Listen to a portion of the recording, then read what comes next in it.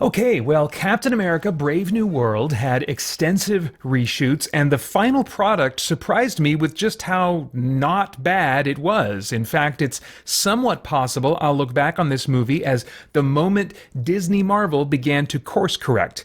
But that's a big maybe. In the meantime, I'm Peter Franson from christiangeekcentral.com and Spirit Blade Productions. The IMDb synopsis for Captain America Brave New World simply reads, Sam Wilson, the new Captain America, finds himself in the middle of an international incident and must discover the motive behind a nefarious global plan. Well, gosh, the trailers spoil so much more than that, and I'm going to feel free to talk about the content in the trailers, but I won't spoil anything beyond that.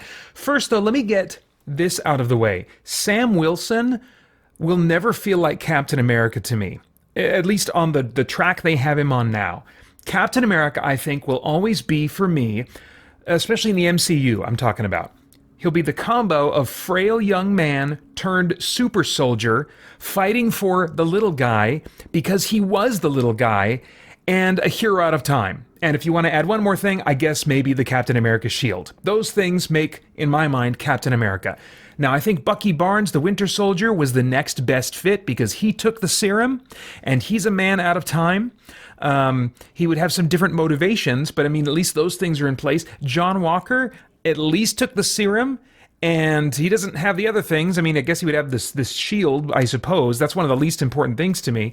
But John Walker at least is a haunted character, and so that's potentially dramatically interesting to see him kind of working through his character flaws to become Captain America in virtue. Sam just seems like a really good, moral, dedicated friend of Captain America. I think of him, no pun intended, as a great wingman. The wingman that every guy wants, you know? And his super gimmick is these wings, right? So when you give him Cap's shield, but he lacks the weakling backstory, lacks the super soldier serum, lacks the man out of time element, and you don't present a strong motivation for what drives him in life. And you have him keep his wings on top of that. Well, then the result to me is just Amerifalcon, or at most Captain Falcon, but not Captain America. Okay, that's out of the way.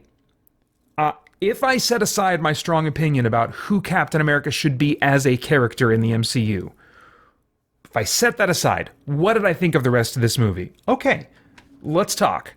It takes itself more seriously than anything MCU I've reviewed since Spider-Man No Way Home. That's like over 3 years ago, including like TV stuff that I at least watched maybe 1 or 2 episodes of. Anything the MCU's put out that I've watched. I think the only one I skipped the Ant-Man Quantumania. I skipped Marvels. Those might be the only ones that I skipped. But this one, it aims for Winter Soldier-like military espionage. So if Captain America and the Winter Soldier, or Captain America the Winter Soldier, I guess it was called, has that military espionage thing going on. And this is at least aiming for that. I don't think it succeeds in its tone the same way that the Winter Soldier movie did, but it's at least aiming for that. Harrison Ford's General or President Ross in this movie has actually weighty and emotional an emotional storyline, and he's trying to repair his relationship with his daughter, but there's elements of this movie that still just aren't quite taking it as seriously as I would want.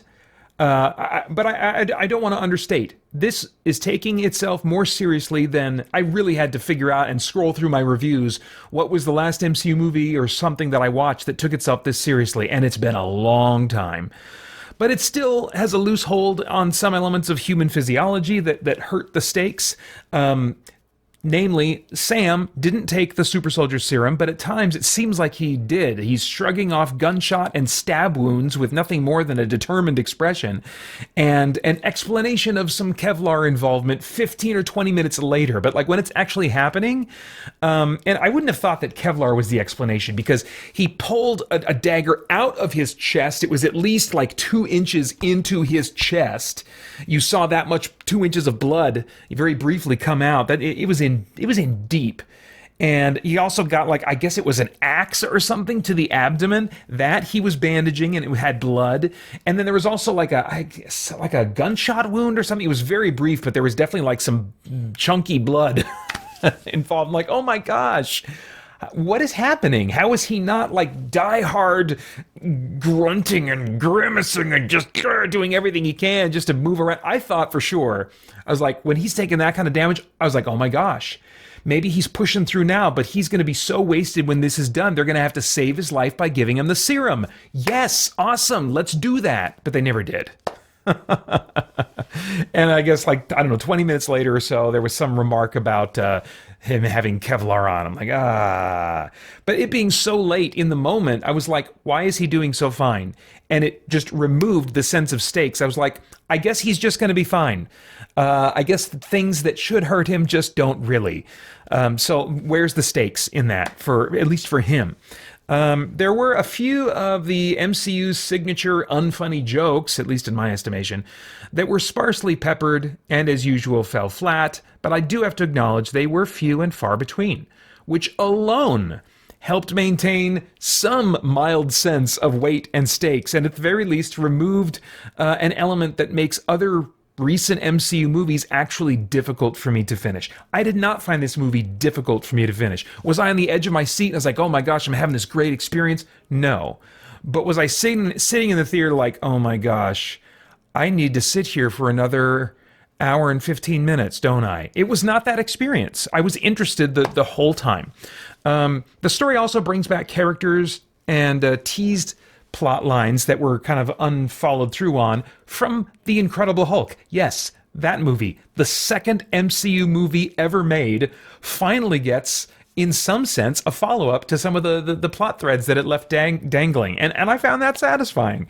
The action in this movie is plentiful, with a mix of grounded fight scenes and aerial CGC spectacle. I really think they should have kept the Red Hulk identity secret. The movie builds and drops clues as though it had no idea that reveal was going to be ruined in the trailers. Just in case you haven't seen that trailer and that reveal, I won't say who it is, but you probably have. And I can only imagine, after watching this movie and how they paced out, how they dropped hints and stuff like that, I'm like, I guess they don't know that I saw the trailer. And I'll bet the filmmakers, when they saw that trailer, were like, no! But the suits, who knows, maybe felt like, we've got to spoil this. It's going to get butts in seats. And that's such a shame when that tactic is taken, because it does damage the movie experience. I think this would have been a stronger experience in some of its key story elements if I'd never seen the trailer. The climax, I thought, was solid, but after the peak, it wraps up in the aftermath way too simply and briefly to be emotionally satisfying. I needed a little bit more of that sense of, okay, everything's going to be fine. Just a little bit more. But it was much more like, is everything okay? Yep, everything's fine. Okay, on with the next scene, you know. I think it needed just a few more seconds to breathe here and there to really have a sense of, we're done and the day is saved, you know. I think maybe one of the biggest problems that I have, though, with the movie that really kept it from being a strong experience, or at least like a good experience. I would say it's not bad, but what kept it from being a good experience, like a good Marvel movie, I think for me, it lacks a reason for me to invest in Sam Wilson's personal success. I don't mean in his success in stopping the bad guys, because yes, we don't want bad guys to be doing bad things. They need to be stopped. So there's that. But I mean, like, what does it mean to Sam to pull that off? What is driving him?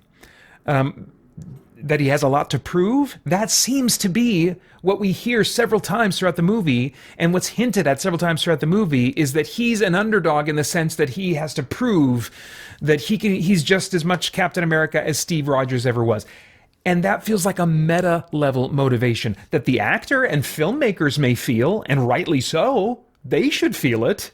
But why should Sam? What does he need to prove, and why have that focus? Steve Rogers was not interested in proving himself and gaining respect. He wasn't feeling like I need to live up to the mantle of the United States of America, even. He wasn't focused on his reputation. There was that scene in the first Captain America movie where he's clearly kind of embarrassed to be doing the scene with the showgirls and stuff like that. But I think what we're meant to pick up from that scene is like, why am I doing this fluff instead of being on the front lines? He wanted to be useful. He was there to fight for the little guy because he knows what it's like. He wanted to be useful to the innocent and the little guy. He didn't want to be respected or seen as worthy or living up to something. That was never conveyed to me as something he was interested in.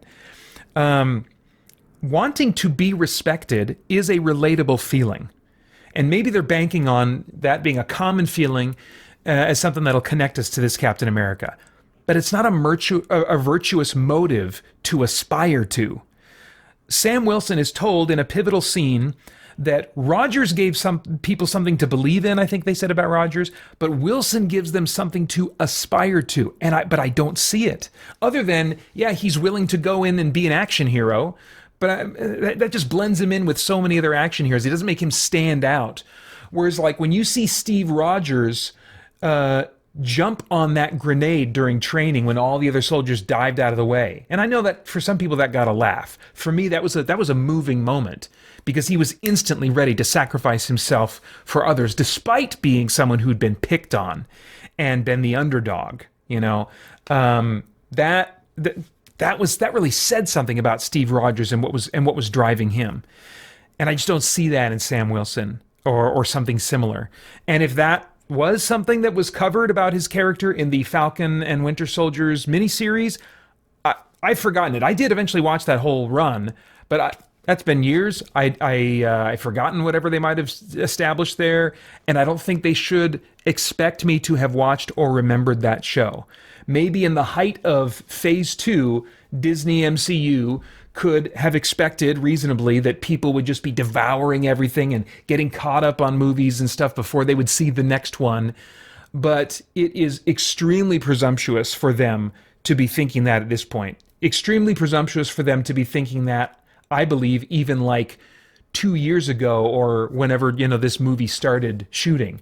They should have accounted for the fact that interest has dropped significantly, and it's been a good long while since that miniseries came out. They should have, I think, given me reason to buy in and support and care about and admire Sam Wilson in this movie, and I just didn't see it there. Okay, cast, performances. No performance complaints. Harrison Ford is the standout for his emotional performance that shockingly humanized Ross and made him way more complex than just antagonist, Giancarlo Esposito was Sidewinder, I think was his name, a hitman of some kind, and he brought the same gravitas that he's been doing in almost all of his roles, and a welcome kind of like military espionage type vibe, but his character still felt a tad unnecessary. There was also a small kind of cute. I don't mean cute like attractive. I mean cute like diminutive, like a little mousy kind of actress that was cast as a key butt-kicking federal agent whose revealed background eventually explains some of her skill and helps me buy into her capability. But she still felt too small and didn't seem to be going anywhere as a character. Like they're prepping her to be, I don't know, some other street level hero in the future, or she also didn't seem to be coming from anywhere. And they reference an element of the MCU that explains her fighting abilities, but I didn't feel like she was really coming from somewhere I've seen before. I would have preferred some other previously established MCU character serving the same function in the story that this character did. I also appreciated Carl Lumbly returning as the first super soldier with a very tragic past. I think he plays a valuable role in this movie, so I was glad to see him. There was a new guy playing the new Falcon, and he felt largely unnecessary, and I would have preferred more focus in the script on Sam Wilson, developing him, instead of kind of the banter between Sam and the new Falcon.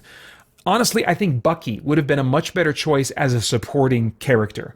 Yeah. All right, stunts and visuals. It's a mix of practical and CG. It's not, not bad. It's not groundbreaking by any means. Mostly practical stuff for the guns and street explosions, stuff like that, and then CG for what you would expect, the aerial action and the Red Hulk stuff. It was all fine, and I don't think it was anything more than that. All right, themes. Anything of moral, philosophical, spiritual significance in the themes of this thing that could trigger some worthwhile thought or conversation. At one point in the movie, two very opposed characters are talking, and one says to the other, "We've been on opposite sides of this the whole time." And the other replies, "If we can't see the good in each other, we've already lost."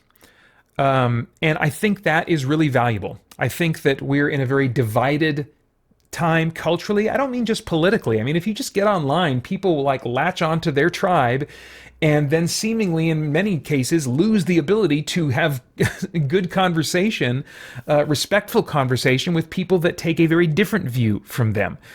So we're just very quick to kind of other people in our minds, categorize them as the them, not the us. So I think this is a point that is very valuable for us to consider.